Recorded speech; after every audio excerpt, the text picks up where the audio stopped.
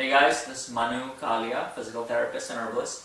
So today's video I'm going to show you the correct way to do a push-up plus position for abdominal or core trunk strengthening.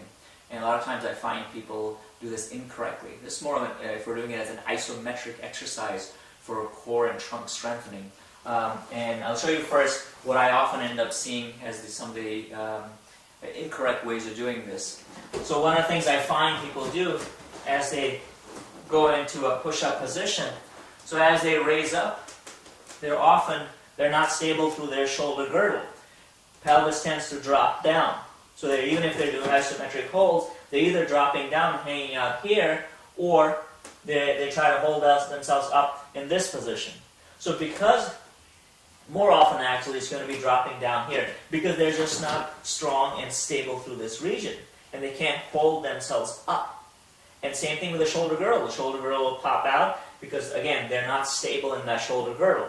So a much better way to do that would be, and I would start with isometric positions first before you get into more movement-based stuff where you're doing kicks and all sorts of other things. So you got to get the base down first. You got to figure out where you are in space and whether you have good motor control to maintain that stable position.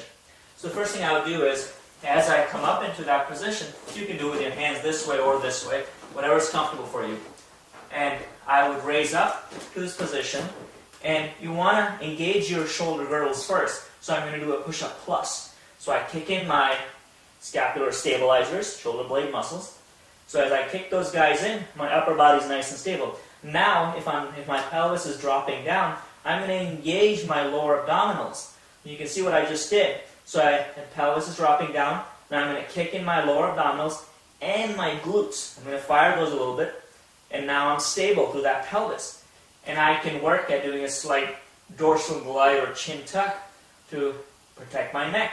So as I'm in that position, I can do isometric holds.